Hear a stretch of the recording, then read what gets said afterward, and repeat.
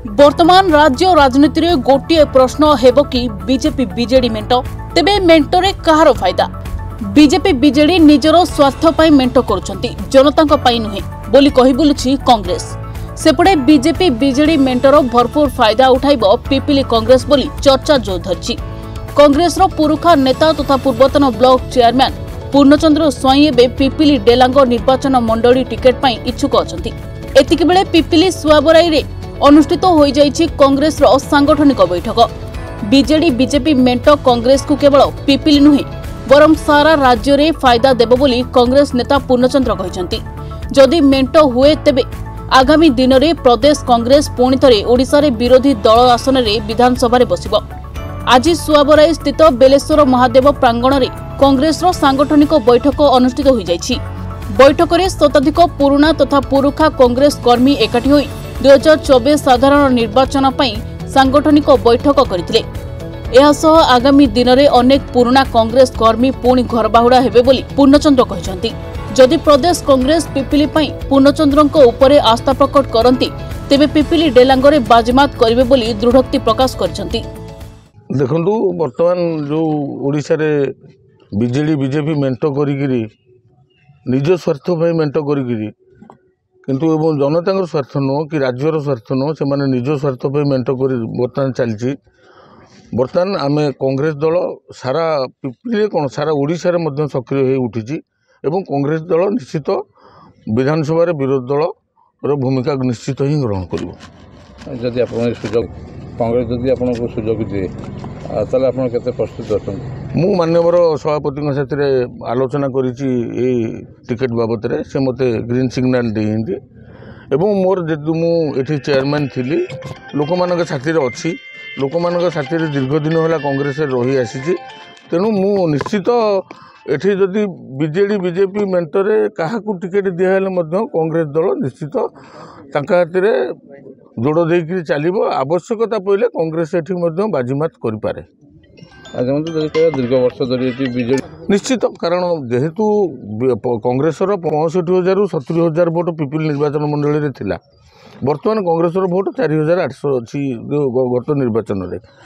तेणु आउ भोट गला कुआडे से बीजेडी की गला ना बीजेपी गला।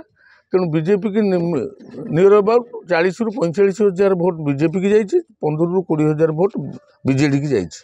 तेणु निश्चित जदि बीजेडी की टिकेट मिलला ताले बीजेपी जो माने जाइछंती बीजेपी की कांग्रेस दल रु से माने निश्चित समस्ते कांग्रेस को सहयोग करी बोली मु आशा भरोसा करूछि।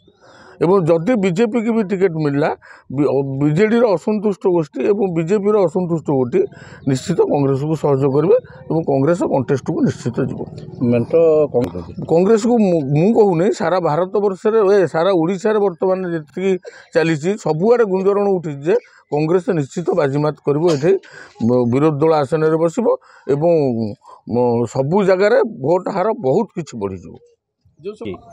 निश्चित आम पिपिली रे 14 रु 15 जन आशायी प्रार्थी आप्लाय करछंती। ता भितर मु सबुठारु वयोज्येष्ठ एवं पुरुणा लोक मान साथी रे बहुत दिन है कांग्रेस अच्छी एवं सरपंच थी चेयरमैन थी ब्लॉक सभापति थी।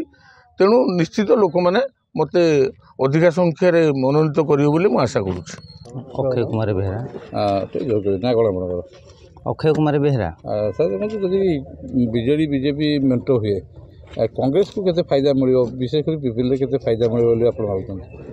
देखंतु ये केंद्रर राज्य प्रति जो अवहेला आ ये राज्य सरकार वर्तमान पे जो कांग्रेस प्रति जो दुर्बलता कांग्रेस प्रति पुणी ये निर्वाचन मंडली जदि मेट हुए ताले ये कांग्रेस जहाँ सब जाइथिले पुणी से दल को प्रत्यावर्तन करिए बोली आशा। आपण भाबुछन कांग्रेस जे कैंडिडेट हेबे ताको विजय लाभ करिवे एवं कांग्रेस को समर्थन मिले।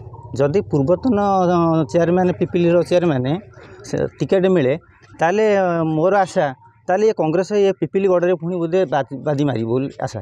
आप भावुँ मेंट सरकार बीजेडी बीजेपी चाहूँ आप कांग्रेस जीत निश्चित ये सब आगुरी कांग्रेस पिपिली निर्वाचन मंडली पूर्व कांग्रेस एबे जो नवीन सरकार आसते तेणुक से बीजेडी किसी दिन गला बर्तमान पे आउ नवीन सरकार हार इना कमी जेहेतु निश्चित कांग्रेस को पुणी प्रत्यावर्तन करेंगे बोली पिपिली निर्वाचन मंडली में दृढ़ोक्ति समाधान दौरान।